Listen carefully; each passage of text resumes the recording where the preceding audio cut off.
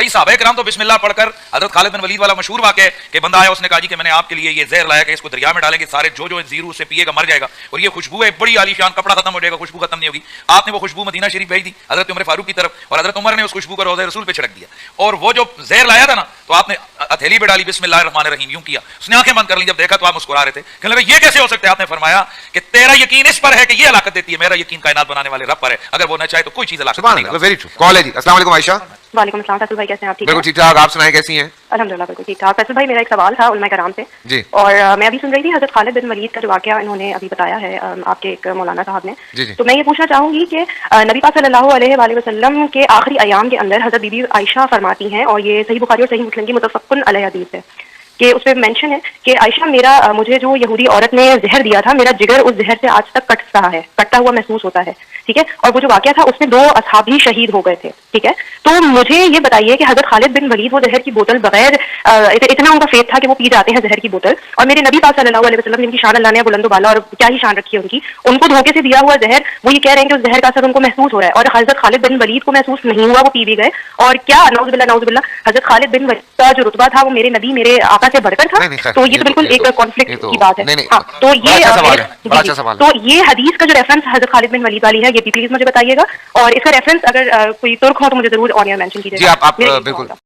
ابھی اگلے دنوں بول ٹی وی کے اوپر ایک کوئی مفتی صاحب بیٹھے ہوئے تھے, ان سے کسی سسٹر نے سوال کیا, اس سسٹر کی جو لینگویج ہے وہ تھی کہ وہ شاید میری ویڈیوز دیکھتی ہیں کہ بھی خالد بن ولید رضی اللہ تعالیٰ عنہ نے جو زہر پی لیا تھا, اس کا ثبوت کس حدیث کی کتاب میں, یہ واقعہ کہاں پہ رپورٹ ہوا ہے.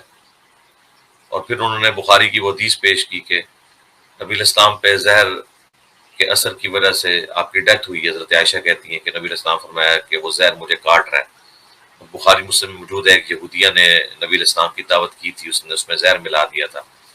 ابو داؤد میں بڑی تفصیل ہے کہ کچھ صحابہ بھی شہید ہوئے, اس کے بدلے میں اسے قتل کروایا گیا.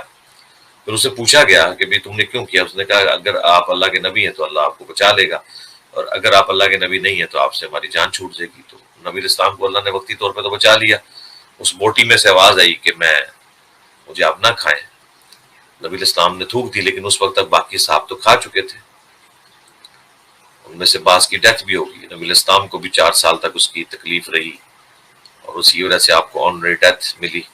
اس میں میری ویڈیو بھی ریکارڈ ہے کہ کیا نبی الاسلام کو شہید کیا گیا تھا. تو وہ کہتے ہیں حضرت خالد بن ولید نے کیسے زہر پی لیا. اب اس کا جواب تو یہ ہونا چاہیے تھا کہ بھئی حضرت خالد بن ولید کا جو حوالہ مانگا ہے وہ کس کتاب میں لکھا ہوا ہے. اس کی بجائے انہوں نے کمپیریزن شروع کر دیا کہ جی اگر یہ ہو سکتا ہے تو وہ کیوں نہیں ہو سکتا, تو وہ ہو سکتا ہے تو وہ کیوں نہیں ہو سکتا. بہت خوبصورت سوال کیا, ماشاء اللہ. میں اس میں یہ عرض کر دوں کہ یہ جتنی بھی کرامات ہوں, معجزات ہوں, یہ عقل کتابیں نہیں ہیں کہ فلان جگہ یہ ہو گیا تو فلان جگہ کیوں نہیں ہوا. گویا ہم ان چیزوں کو عقل پر لے کے آ رہے ہیں. مثلا ہمارے پیغمبر نبی پاک صلی اللہ علیہ وسلم تمام نبیوں میں سب سے افضل ہیں, بے شک. حضرت عیسیٰ سے بھی افضل ہیں, بے شک. تو حضرت عیسیٰ علیہ السلام آسمانوں پر زندہ ابھی تک موجود ہیں, رسول اللہ کا انتقال کیوں ہو گیا؟ پھر حضرت عیسیٰ علیہ السلام بغیر والد کے دنیا میں تشریف لائے, تو رسول اللہ کے والدین کیوں ہیں دونوں؟ سبحان اللہ. یہ کمالات نبوت ہوں, یہ کوئی کرامت ہو, یہ کب ہو جائے کیا ہو جائے, یہ عقل کتابیں نہیں ہیں. اب رہ گیا معاملہ جہاں حضرت خالد بن ولید رضی اللہ تعالیٰ عنہ کا ہے, وہاں آپ کے سامنے وہ چیزیں اور وہ چیز کا ادراک کر رہے تھے کہ یہ میرے سامنے کھڑا شخص یہ اللہ وحدہ لا شریک کی قوت اور طاقت پر اتنا یقین نہیں رکھتا جتنا زہر کی ہلاکت پر یقین رکھتا ہے. تو انہوں نے اس کے مقابلے میں ایسا معاملہ کیا. اور جہاں تک رسول اللہ صلی اللہ علیہ وسلم کو زہر خورانی کا واقعہ ہے اور اس کے اثر سے رسول اللہ کا دنیا سے جانا ہے, تو وہاں رسول اللہ کو مرتبہ شہادت سے نوازنے کا معاملہ ہے. اب اللہ تعالیٰ نے ان کو شہادت جو سری ہے اس سے نوازا کہ وہ زہر خورانی والا اثر واپس لوٹ کر, ورنہ اگر میری بہن اگر عقل کے معاملے پہ آئے تو عقل کا تقاضا تو یہ میں زہر آج کھا رہا ہوں تو مجھے آج ہی ہلاکت ہونی چاہیے, پھر اس کا اثر 20 سال کے بعد واپس آ جائے, درمیان میں ہزاروں چیزیں بندہ کھاتا ہے, تو پھر وہ کیسے؟ عقل کی تو بات ہی نہیں ہے. بھئی ہم نے یہ تو یہ کہا ہی نہیں ہے. ہم نے پہلی چیز اس سسٹر نے یہ آپ سے پوچھی تھی کہ یہ لکھا کہاں ہوا ہے, وہ تو آپ نے بتایا نہیں ہے.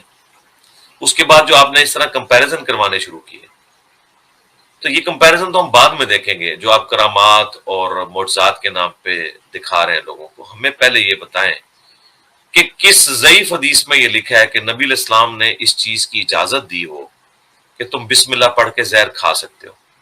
صحیح حدیث تو کوئی نہیں ہے, کوئی ضعیف لے آئیں. الٹا امام بخاری نے صحیح بخاری میں ایک باب باندھا ہے کہ زہر کھانا جو ہے وہ حرام ہے, اور اس کے نیچے وہ حدیث لے کے آئیں کہ جس شخص نے دنیا میں زہر کھا کے خودکشی کی, جہنم میں اس پہ یہی عذاب مسلط ہو جائے گا. جس نے تیز دھار آلے سے اپنے کو قتل کیا جہنم میں اس پہ یہی عذاب مسلط ہو جائے گا. تو ہماری دلیل تو موجود ہے زہر آپ کھا نہیں سکتے. یہ کہاں پہ لکھا ہے کہ بسم اللہ پڑھ کے زہر کھا سکتے ہیں؟ اور پھر اکثر کبھی یہ ویڈیوز بھی دکھاتے ہیں, دیکھیں نہیں فلاں نے زہر کو چھوڑیں جناب, سمپل ہے, ہمارے پاس تشریف لے آئیں, ہم انشاءاللہ جو ہے وہ ساکٹ میں آپ کی 2 انگلیاں دیں گے, ننگے پاؤں آپ کو زمین پہ کھڑا کریں گے. ٹائم قیامت تک ہے. جو بابا ہے نا اس طرح کو کر کے تو بچ سکتا ہے تو وہ ذرا بچ کے بتائے. بسم اللہ پڑھ کے کیا پورا قرآن پڑھ کے ساکٹ میں 2 انگلیاں دیں. کون سا دین آپ لوگوں کو بتا رہے ہیں؟ تو یہ تو بقدر ایفرٹ ہے. اس طریقے سے معاملات ہوتے ہیں. اللہ سے ڈریں. یا آپ کس طرف امت کو لے کے جا رہے ہیں؟ آپ کس قسم کی چیزیں لوگوں کو بتا رہے ہیں کہ جی بسم اللہ پڑھ کے زہر کھا لیا خالد بن ولید نے؟ یعنی خالد بن ولید نبی علیہ السلام کی نافرمانی کر سکتے تھے؟ اس طرح کی کوئی تعلیمات نبی علیہ السلام نے دی ہیں کہ آپ نے بسم اللہ پڑھ کے زہر کھانا ہے؟ آپ کو تو دعائیں آپ کے پیغمبر سکھاتے رہے کہ آپ نے یہ دعا کرنی ہے اور یہ ہو جائے گا. جس طرح کہ صحیح مسلم میں حدیث ہے, جس نے شام کے وقت پڑھ لیا اعوذ بکلمات اللہ التامات من شر ما خلق, تو ایسا شخص جو ہے اس کو بچھو اور سانپ اور موذی جانوروں کا زہر اثر نہیں کرے گا. لیکن ناگہانی آفت کے طور پہ یہ کہیں نہیں ہے کہ کوئی یہ دعا پڑھے اور جا کے بچھو کے منہ میں ہاتھ دے دے یا سانپ کے منہ میں ہاتھ دے دے تو اس پہ زہر اثر نہیں کرے گا. یہ تو کسی حدیث میں نہیں آیا. جو اپنے پر خود تقدیر کو غالب کرتا ہے اس پہ تقدیر غالب ہو جاتی ہے. لیکن یہ زہر والا تو کہیں پہ بھی نہیں ملتا کہ آپ نے بسم اللہ پڑھ کے زہر کھا لینا, یہ حوالہ دینا. پھر اس میں انہوں نے یہ بھی فرمایا کہ جی مجھے پتا ہے کہ آج کل سوشل میڈیا پہ ایسے لوگ ہیں جو اس قسم کی باتیں کرتے ہیں, ان سے لوگ متاثر ہوتے ہیں. ایک خاص قسم کا طبقہ ہاں. آج کل سوشل میڈیا کے, جس میں نام نہیں لینا چاہتا, جو بظاہر حضرت موسیٰ جو ہے وہ پورا اس میں سمندر میں کھول دیتے ہیں, ہزاروں واقعات ہیں. ہزاروں واقعات, ہزاروں کرامات, یہ ساری میں اس کو سامنے رکھ سکتا ہوں. مثلا چلیں اسی پہ آ جائیں. قرآن مجید میں آتا ہے حضرت آصف بن برقیہ کا واقعہ جو بیان کیا گیا حضرت سلیمان علیہ السلام کے دور میں. تو بھائی اگر سلیمان علیہ السلام کی امت کا ولی وہ تخت پل بھر میں اٹھا کر لا سکتا ہے تو رسول اللہ صلی اللہ علیہ وسلم اپنے صحابہ کرام کو بہت سارے امور سر انجام دینے کے لیے کیوں بھیجتے رہے؟ پھر اللہ کے رسول صلی اللہ علیہ وسلم وہیں پر بیٹھے بیٹھے فرماتے کہ جاؤ بھائی یہ خیبر کو فتح کر کے آ جاؤ, پھر وہاں مولا علی کو جانے, وہاں صحابہ کے شہید ہونے کا کیا مسئلہ ہے؟ تو یہ ایک خاص تناظر میں اللہ اور اس کے رسولوں کی حکمت ہوتی ہے, وہ ہمارے عقل میں نہیں آتی ہے. متاثر ہو رہے ہیں سوشل میڈیا کے اوپر, تو لوگ بڑی بڑی گمراہیاں پھیلا رہے ہیں. آپ متاثر ہونے کی بجائے ان چیزوں کے علمی جواب دیں. ہم بھی دے رہے ہیں الحمدللہ. علم کا میدان ہے, آپ کو بھی رائٹ ہے, آپ بھی اپنی بات عوام کے سامنے رکھیں, ہم بھی اپنی رکھ رہے ہیں. کبھی تخت بلقیس والا واقعہ لے کے کہتے ہیں کہ جی تخت بلقیس اگر وہ لے آیا تھا ان کے زمانے کا آدمی, تو نبی علیہ السلام کے زمانے کے لوگ تخت بلقیس کیوں نہیں لا سکتے؟ جی لا سکتے ہیں تو لائیں نا. انجینئر صاحب نے انہیں روکا ہوا ہے, یا میری ویڈیوز ان کو ہانٹ کر رہی ہیں کہ وہ نہیں لا رہے. آپ پرانے بابوں کی سٹوریاں بیان کرتے ہیں, ان کی کوئی اسناد نہیں ہے, وہ جھوٹ ہے. ہم اسی تو کہتے ہیں جھوٹ ہے. قرآن میں جو واقعہ ہے وہ سچ ہے, جو بخاری مسلم میں آ گیا, باقی حدیث کی کتابوں میں صحیح سند سے, وہ تو سچ ہے. آپ کے واقعات کو تو ہم جھوٹ کہیں گے. یہ تو اس طریقے سے کہ کل کوئی آپ کا شخص آپ میں سے کہنا شروع کر دے کہ جی ہمارے جو بابا جی ہیں ان کی انگلیوں سے پانی کے چشمے جاری ہوتے تھے. دیکھیں نا بخاری مسلم میں ہے کہ نبی اسلام کی انگلیوں سے بھی پانی کے چشمے جاری ہوتے تھے.